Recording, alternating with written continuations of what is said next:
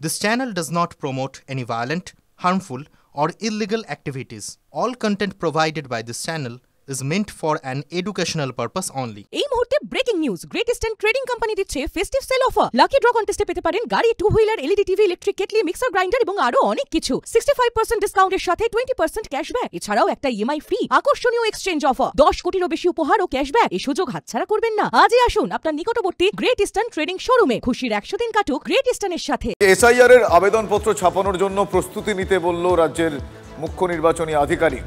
রাজ্যের মোট ভোটারের দ্বিগুণ ফর্ম ছাপানো হবে। সিইও দপ্তর সূত্রে খবর, প্রায় 15 কোটি ফর্ম ছাপানো হবে। এত সংখ্যক ফর্ম একটি নির্দিষ্ট জায়গা থেকে ছাপানো সম্ভব নয়, তাই কোন কোন জেলায় ফর্ম ছাপানো যাবে সেই তথ্য জানতে চাইল সিইও দপ্তর। কোনো জেলার ছাপানোর ব্যবস্থা না থাকলে কলকাতা থেকেই ছাপিয়ে ফর্ম রাজ্যে পাঠানো হবে। ঠিক কী কী নির্দেশ আমি একবার জেনে নেব। আমার সহকর্মী শ্রাবন্তী সাহার কাছে ডিটেল আপডেট রয়েছে। শ্রাবন্তী, প্রথমে বলি যে এনুমারেশন যে ফর্ম রয়েছে সেটার খুব একটা বেশি পরিবর্তন হচ্ছে না।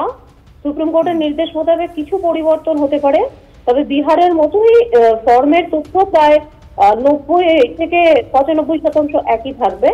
এই সমস্ত ফর্ম ছাপানো হলে গ্রাম পঞ্চায়েত স্তরে পাঠানো হবে। সংশ্লিষ্ট আধিকারিকদের বলা হবে 2025 থেকে 2002 সালের যে তালিকা সেটা প্রথমত মিলিয়ে দেখতে হবে এবং রাজ্যে প্রায় 2 কোটিরও বেশি পরিবারকে মিলিয়ে দেখতে হবে আদতে তাদের নাম ভোটার তালিকায় আছে কিনা বা ভোটার কার্ড তাদের আছে কিনা, এবং এই কাজ শনাক্তকরণ হলেই 70% কাজ শেষ হয়ে যাবে বলে মনে করছে কমিশন।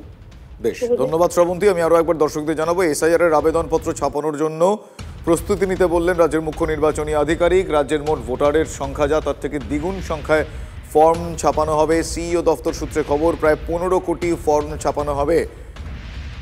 তৃণমূলের রাজ্য সহসভাপতি জয়প্রকাশ মজুমদার এই মুহূর্তে আমার সঙ্গে টেলিফোন লাইনে রয়েছেন। জয়প্রকাশ বাবু, রাজ্যের মুখ্য নির্বাচনী আধিকারিকের এই ঘোষণার পর আপনাদের কি প্রতিক্রিয়া, আপনি কি বলবেন? এটা অবৈধ প্রক্রিয়া। এসআইআর কি নোটিফিকেশন হয়েছে বাংলার জন্য?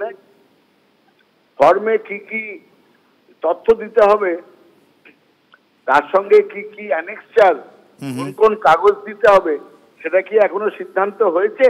আপনারাই বলুন না, আপনারা তো প্রত্যেক দিন এটাকে ফলো করছেন। সুপ্রিম কোর্ট কি বলেছে? বিহারেরটা দেখে আমরা স্থির করব আদৌ এসআইআর এর দরকার আছে কিনা, এসআইআর থাকবে কিনা, এসআইআর হবে কিনা, এসআইআর বৈধ কিনা। এটাই তো সুপ্রিম কোর্ট বলে দিয়েছে পরিষ্কার। দরকার হলে পুরো প্রক্রিয়াটা আমরা বাতিল করে দেবো। তার মাঝখানে শুধু পশ্চিমবঙ্গকে দখল করতে হবে অমিত শাহ বলেছে, তার জন্য নির্বাচন কমিশন সমস্ত বাধা নিষেধ সুপ্রিম কোর্ট সবকিছু অমান্য করে অবৈধ, অনৈতিক, অগণতান্ত্রিক রাস্তায় এগোচ্ছে। ফল বুঝবে এরা? এসব করতে গেলে অনেক কিছু নিয়ম কানুন মানতে হয়। নির্বাচন কমিশনেরও নিয়ম আছে। এই বর্তমান নির্বাচন কমিশন চালিত হচ্ছে বিজেপির কেন্দ্রীয় দপ্তর থেকে, আর লজ্জাজনক ভাবে নির্বাচন কমিশনাররা আত্মসমর্পণ করেছেন বিজেপি নেতাদের কাছে।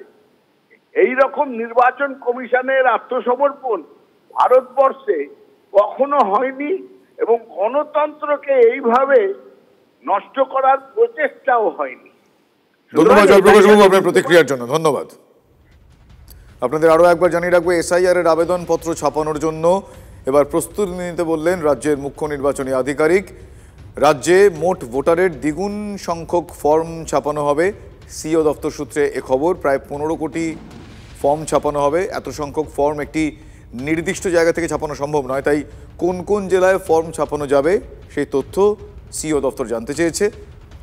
কোনো জেলার ছাপানোর ব্যবস্থা না থাকলে কলকাতা থেকেই ছাপিয়ে ফর্ম পাঠানো হবে। রাজ্যে এখন প্রায় 7.65 মানে 7,65,00,000 ভোটার। দিল্লি নির্বাচন কমিশন থেকে প্রতি ভোটারের নাম সহ তথ্য দেওয়া সে ফর্ম অনলাইনে আসবে। এই মুহূর্তে বিজেপি নেতা সজল ঘোষ আমাদের সঙ্গে রয়েছেন। সজলবাবু, আমি আপনার কাছে জানতে চাইব যে এসআইআর এর এই প্রস্তুতি প্রক্রিয়ায় এখনো পর্যন্ত মুখ্য নির্বাচনী আধিকারিকের যে নির্দেশ, সেই নির্দেশকে আপনি কিভাবে দেখছেন? আপনার জাস্ট প্রতিক্রিয়া জানতে চাইব। এসআইআর হবেই, এটা তো ভবিষ্যৎ, এটা তো আমরা সবাই জানি। আমার বক্তব্য সেটা নয়, কাকে ফল ভুগতে হবে, কাকে এর জন্য শাস্তি পেতে হবে, এগুলো তো পরের বিচার্য।